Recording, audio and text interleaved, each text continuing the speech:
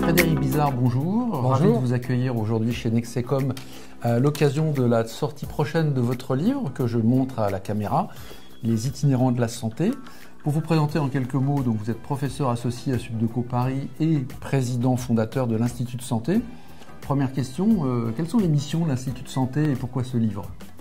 J'ai créé l'Institut Santé en 2018 avec plusieurs personnes pour essayer de faciliter la refondation dont on voit aujourd'hui l'absolue nécessité et même l'urgence. Et j'ai pensé qu'il fallait un travail d'intelligence collective le plus transpartisan possible, le plus transversal, impliquant l'ensemble des sciences sociales, évidemment les professionnels de santé, mais aussi des économistes, des sociologues, des philosophes. Et donc depuis 2018, on fait ce travail de fond en 3 étapes. On a démarré avec d'abord des chantiers en interne, avec 6 chantiers, avec une cinquantaine de personnes. On a sorti une première plateforme qu'on a publiée, on a sorti un premier livre. Et puis ensuite, on a fait une deuxième phase de conférence de consensus, c'est-à-dire brasser cette matière et puis la confronter à l'extérieur, à d'autres personnes. Et donc, par thématique, on a fait une quinzaine de conférences de consensus qui nous ont permis d'apporter de la matière et de construire un compromis, puisque l'idée, c'est que cette réforme-là soit applicable politiquement demain matin. Donc on a sorti une deuxième plateforme, un deuxième livre, et là on est dans la troisième phase de sensibilisation du grand public, de diffusion des idées, de promotion de cette réforme, avec ce livre-là qui est une fiction politique, donc qui normalement est une matière accessible au plus grand nombre. Frédéric, j'ai lu votre livre avec attention. Effectivement, il est assez facile à lire et on en reparlera. Ce qui m'a amusé, on peut dire, c'est l'histoire de la famille Grandet. Eugénie et Charles Grandet, ça m'a évidemment rappelé, et je pense bien qu'il n'y a pas de coïncidence, un livre célèbre d'Honoré de Balzac. Donc en fait, la vie d'Eugénie a été gâchée par l'avarice de son père et l'inconsistance de sa mère. Est-ce qu'on peut dire, parce que je vois la métaphore, que notre système de santé souffre soit d'avarice, soit d'inconsistance de décision ? Il souffre d'une forme d'impuissance politique qui est quand même assez peu acceptable pour un pays qui a fait de sa santé, de sa médecine, de son système de santé une des références, un des points absolument capitaux pour la société française au XXe siècle. Donc on a un très haut niveau encore aujourd'hui de médecine, mais qui est en train, à l'échelle collective, c'est-à-dire à l'échelle du système, qui est en train de se désagréger. Donc cette impuissance politique, alors on la dénonce, mais moi ce qui m'intéresse plutôt, c'est que la société civile se mobilise, parce que l'État suivra. Il faut bien voir qu'on peut toujours reprocher, et on doit reprocher aux partis politiques de ne pas s'intéresser sur le fond du solutionnement des problèmes que l'on connaît, de désertification médicale, de crise de l'hôpital public, de problèmes de maltraitance qu'il peut y avoir vis-à-vis à la fois de la petite enfance ou de la personne âgée. Bref, tout ça, ce sont des faits établis. Mais il faut plutôt s'impliquer.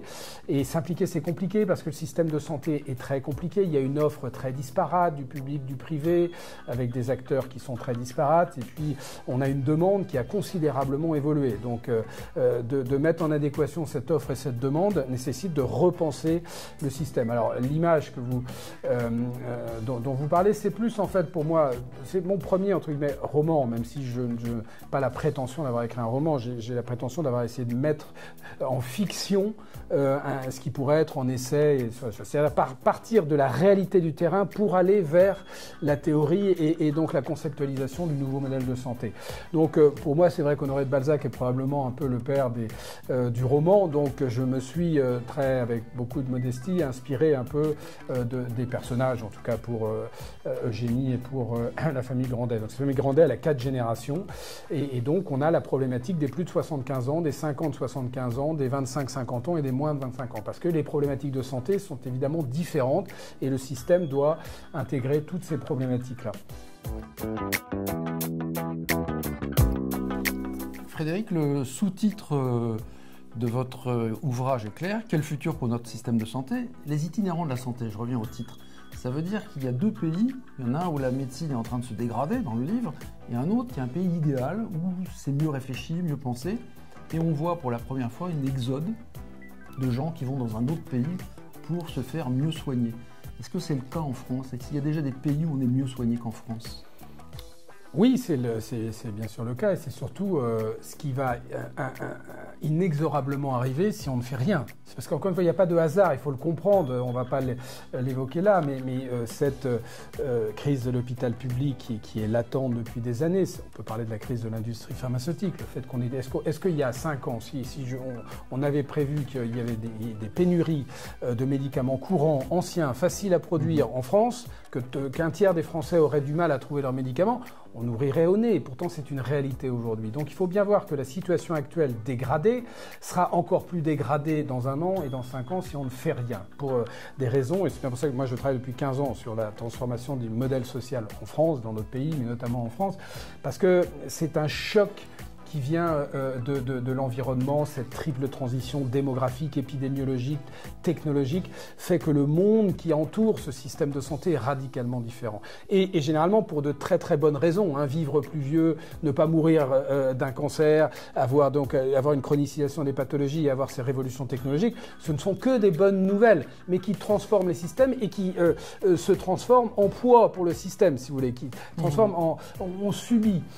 Donc les itinérants de la santé, alors d'abord ça existe déjà, si vous regardez un petit peu sur Internet, vous verrez qu'il y a des articles qui vous montrent, des enquêtes qui montrent qu'il y a des gens qui prennent le train, qui prennent l'avion pour aller passer un IRM. On a des grandes villes qui deviennent des hubs médicaux, il n'y a pas que les hôpitaux qui travaillent 24 sur 24, donc on voit qu'il y a cette désertification, comme les gens doivent bien se soigner, entraîne en effet une itinérance dans la santé. On voit qu'il y a des pays qui ont des systèmes, qui ont des systèmes très défaillants, comme l'Angleterre, où l'exode d'Anglais venant se faire soigner en France, on était un pays où on venait se faire soigner. Bon. Donc les gens, entre guillemets, n'ont pas le choix que d'aller trouver une offre. On est aujourd'hui sur une itinérance qui peut demain être sur, en effet, un exode. Donc ça, c'est l'image dans ce pays. Ce qu'on a voulu expliquer dans ce livre, c'est que qu'est-ce que ça veut dire qu'un système de santé qui se dégrade? Quel est l'impact pour les 4 générations? Et beaucoup de Français le vivent malheureusement, mais essayez un petit peu de le faire vivre, de le conceptualiser. Et puis, ok, donc on est dans un système dont le système de santé se dégrade. Mais bonne question, est-ce qu'il y a d'autres pays? Oui, il y a d'autres pays. Ça veut dire quoi un pays qui a fait son ajustement structurel il y a quelques années et qui en tire les bénéfices? Concrètement, qu'est-ce que ça veut dire pour les gens? Donc ça, c'est expliqué dans le livre. Et ensuite, c'est qu'est-ce qu'il faut faire à l'échelle française? Parce que souvent, on me dit, mais si on compare par rapport à des pays où ça va mieux, qu'est-ce qu'il faut... Non, mais vous ne pouvez pas aller faire un copier-coller entre les modèles sont très différents. Le modèle anglais, le modèle scandinave et le modèle américain n'ont rien à voir. Ensuite, même si vous prenez le même modèle, un modèle à la française, vous regardez entre l'Allemagne et la France, ils sont déclinés. En Allemagne, c'est une gestion à partir des régions. C'est une région donc très décentralisée parce que le pays est organisé comme ça et nous on est dans un système centralisé parce qu'on est dans un État centralisé. Donc nous, ce sur quoi on a travaillé, c'est quelque chose d'applicable en France, demain, sans faire la révolution de l'organisation de l'architecture politique. Donc c'est pour ça qu'on s'est dit que ce scénario-là, qui expliquait ce qui n'allait pas dans un pays comparable à la France. Vous avez compris que les Albaches étaient la France et que le Bavon, c'est ce que devrait être la France si on faisait cet ajustement structurel. 2 pays, Albache, Bavon, qui permettent de se rendre compte des choses et puis d'expliquer qu'a fait le Bavon pour que leur système de santé, qui est pourtant proche du nôtre, fonctionne bien. Oui, donc on parle de la France. Et ce qui est bien dans votre livre, c'est que c'est très facile d'y rentrer. Prenons le cas de Brigitte. En fait, dans ce livre, il y a des cas, des histoires de la maladie, de différents personnages appartenant à cette famille. Brigitte souffre d'une dépression chronique. Son médecin généraliste n'écoute pas qu'elle préfère les médecines alternatives, mais il n'a pas le temps. Elle va acheter des médicaments antidépresseurs qu'elle ne consomme pas. Le pharmacien ne le dit pas au médecin. D'ailleurs, elle ne les aurait pas achetés, personne n'en aurait su rien non plus. Finalement, elle entame une psychothérapie qui fonctionne avec un psychiatre. Celui-ci part en retraite. Pas de chance, et personne ne le remplace. Est-ce que ce sont des histoires qu'on connaît tous? Ça s'applique à la rhumato, à l'infertilité, à la BPCO, à l'asthme, tout ce qu'on veut. Je trouve que c'est ça qui est intéressant dans votre livre, c'est qu'on a tous vécu ça. Oui, encore une fois, l'idée, c'était par la fiction, de raconter des histoires vraies, où je pense que toute personne qui lit le livre, soit se reconnaîtra directement ou indirectement par son entourage. Donc, ce sont des histoires vraies qu'on connaît tous. Alors, l'intérêt alors, Brigitte, c'est la génération 50-75 ans. Elle a un peu plus de 50 ans. Elle est avec un mari qui est plutôt en bonne santé, qui est plutôt préventif, et donc c'est plutôt un couple qui n'a pas de problème majeur de santé, sauf qu'elle a une tendance dépressive qui a plutôt tendance à s'aggraver. Bon. Et là, typiquement, le système de soins dans lequel elle est ne répond pas à sa demande, n'est pas adapté à sa demande. D'abord, il a dépisté très tardivement cette pathologie qui était latente, parce qu'elle ne s'en plaignait pas plus que ça soit son médecin généraliste parce qu'il n'a plus le temps, que ça soit son entreprise parce que la médecine du travail en France est considérée plutôt comme un problème qu'une solution, qu'une n'est pas partie prenante du système de santé, donc c'est simplement répondre à des normes et donc dire est-ce que vous avez fait vous avez été à votre consultation, est-ce que vous êtes apte au travail? Oui, on va rarement plus loin. Et ça, donc il n'y a pas de dépistage précoce. Donc elle se sent un peu abandonnée dans ce système-là. Elle fait comme elle peut. Elle est en effet adepte, comme 40% des Français, des médecines alternatives. Donc elle croit pas parce qu'elle se sent pas si malade que ça. Donc elle n'a pas envie de prendre un antidépresseur puisque son mari la pousse quand même à se faire prendre en charge. Il va voir son médecin traitant. Il lui dit est-ce que vous ne pouvez pas quand même essayer d'insister auprès de ma compagne. Et donc on finit par lui proposer un antidépresseur, mais en fait elle le prend pas parce que c'est pas, et ça va pas plus loin. Donc sa pathologie s'aggrave et elle se retrouve avec une dépression chronique. Donc on a là l'illustration de quelqu'un qui n'est pas dans une souffrance suffisamment importante pour que le système de santé, qui est un système de soins et qui n'intervient que quand la souffrance est vraiment très importante, c'est-à-dire trop tard, là où c'est le plus coûteux. Donc on a toute cette gestion du capital santé de la population en amont où il faut aider les gens. C'est pas rester en bonne santé ou gérer des petits maux, c'est quelque chose de compliqué pour la plupart des gens. Donc si le système n'accompagne pas cette phase en amont du vrai problème de santé, où là on est plutôt encore bon, mais le problème c'est que c'est trop tard. Si vous voulez, et une fois que le capital santé est trop abîmé, on est encore bon, Et encore, on voit bien qu'il y a 1 million de Français qui souffrent d'une ou plusieurs affections de longue durée qui n'ont même pas de médecin traitant. Donc on s'imagine la qualité de la prise en charge. Donc Brigitte, elle illustre ce vieux système qui n'est plus du tout adapté à la gestion du risque du 21e siècle. C'est que j'attends que le risque soit exprimé pour intervenir. Mais aujourd'hui, c'est trop tard. Avec une population vieillissante, mais comme on ne l'a jamais connue de 2010 à 2050, où on va passer pour les plus de 75 ans d'à peu près 6 millions de personnes à plus de 12 millions de personnes. Ça, c'est un modèle qui meurt parce qu'on a une demande de soins qui explose et, encore une fois, une approche du soin qui est purement curatif. C'est pas simplement la prévention pour la prévention. Il faut comprendre que c'est tout un système qui gère l'ensemble des déterminants de santé et donc qui doit être territorialisé et donc pour lequel le service public ne doit pas être uniquement hospitalier, curatif, le gros risque, mais ça doit être un service public territorial de santé qui considère l'ensemble de la gestion du risque comme un service public. Par rapport à ce que vous venez de dire, j'ai une question qui me paraît évidente, c'est la place du numérique. On voit bien que la population augmente, que tout le monde est débordé et qu'il n'y a pas d'interaction entre la médecine du travail, la médecine scolaire, le pharmacien, le médecin, le spécialiste, l'hôpital. Il y a une perte de temps, de chance, de data. Qu'est-ce qu'on pourrait faire? On parle d'IA toutes les 5 minutes. Est-ce qu'on ne peut pas s'affranchir de contraintes qu'on nous invente pour enfin gérer notre système de santé de façon numérique et optimiser la chance des patients? Moi, ce qui m'intéresse, c'est encore une fois de trouver des solutions. Donc pour trouver des solutions, il faut comprendre la cause, la racine des problèmes.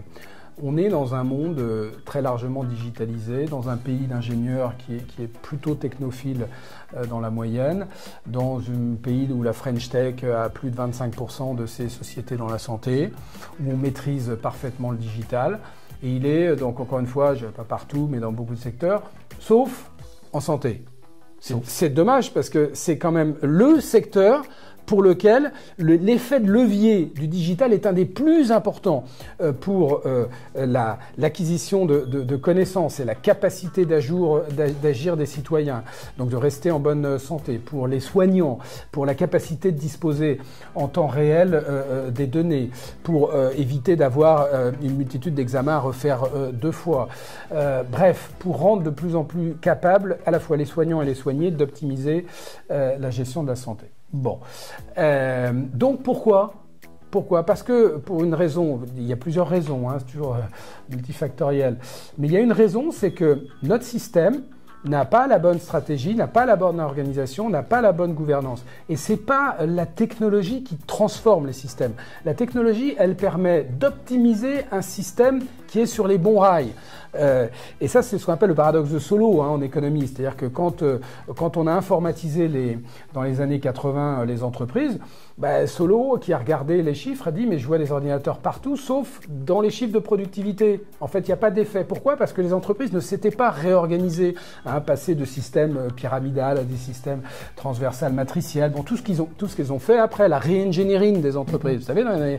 Et après, on a vu tout d'un coup tout l'impact du digital de l'informatique sur les gains de productivité. C'est pareil avec le système de santé. Et c'est ce qui rend optimiste pour le moyen terme, c'est que si nous faisons la réforme de passer du soin à la santé, de passer d'une gestion par l'offre à une gestion par la demande, de passer d'une gestion purement étatique à une gestion beaucoup plus démocratique, qui sont les 3 grands leviers qu'il faut réussir, eh bien, on pourra récupérer très très vite un système très performant, parce que là, le digital va permettre véritablement d'exprimer tout son potentiel. On va y mettre de l'intelligence artificielle qu'on est capable de faire aujourd'hui, mais qu'on n'est pas capable de rendre systémique. Parce que souvent on me dit « Ah, mais là-bas, j'ai vu qu'à Troyes, il y avait vraiment un centre qui était hyper, vous dites, ça ne fonctionne pas très bien. » Non, mais moi, ce qui m'intéresse, c'est pas qu'il y ait quelques centres qui soient performants, c'est que le système soit performant. Donc, il faut rendre ça systémique.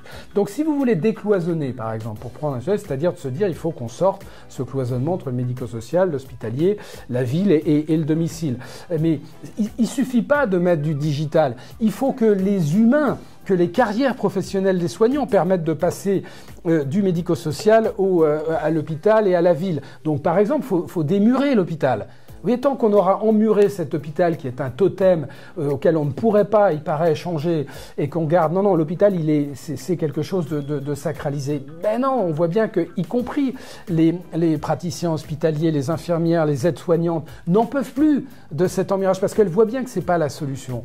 Donc l'hôpital périclite parce qu'il ne s'est pas adapté, parce qu'on ne l'a pas adapté à cet environnement. Voilà, donc...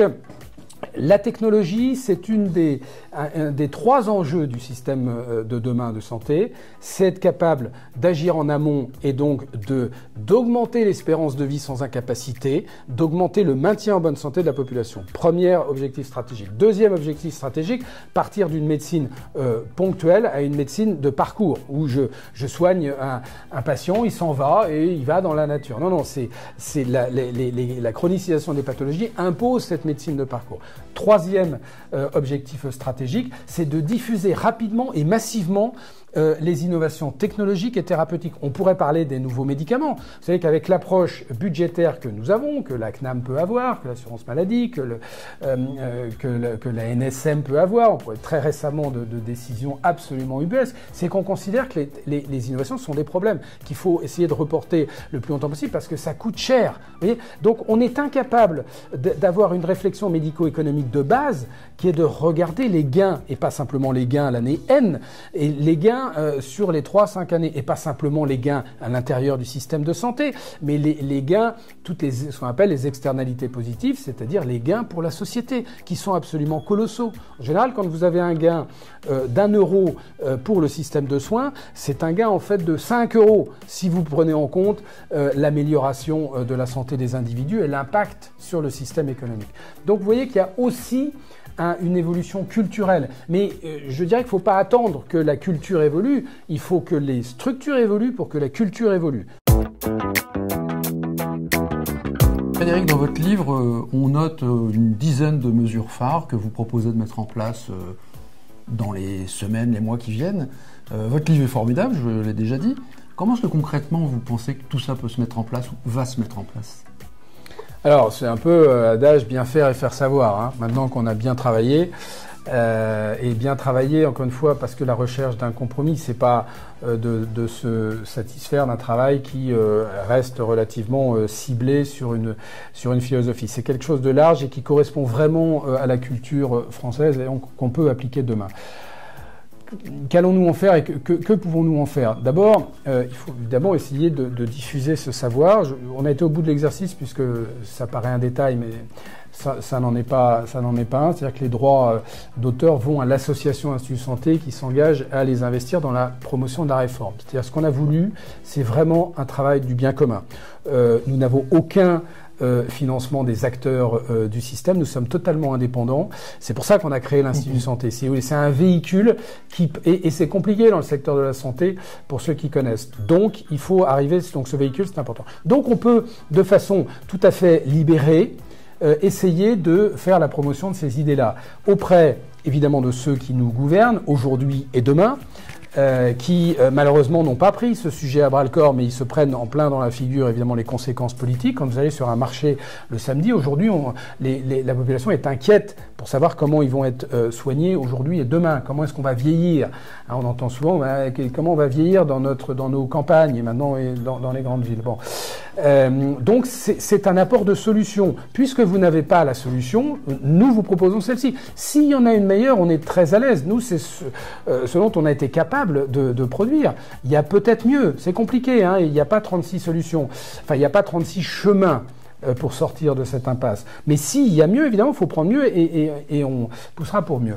Donc, apporter des solutions immédiates et montrer que c'est à portée de main, cette réforme. 2, parce que je crois que c'est indispensable pour que le premier objectif soit atteint, c'est de rendre accessible cette matière au plus grand nombre pour que les gens soient convaincus qu'on va en sortir. Qu'on n'est pas dans une espèce de tunnel où on ne verra jamais la lumière. Parce que moi, je sais bien, et je l'ai vu pendant ces années, c'est que tout d'un coup, vous voyez les gens viennent vous voir et vous disent « Non, on est un peu désespéré » et à la sortie de la réflexion, on se dit « Ah, mais en fait, ouais, on a les solutions et on va s'en sortir. » Donc je pense que c'est un message d'espoir, mais un message d'espoir, et ça sera mon mot de la fin, il faut véritablement qu'il y ait une responsabilisation, c'est peut-être pas le bon terme, mais une conviction que rien ne se fera si la société civile ne pousse pas à ce que ça devienne possible. Et donc pour ça, il faut un petit peu la comprendre, il faut s'imprégner, il faut s'approprier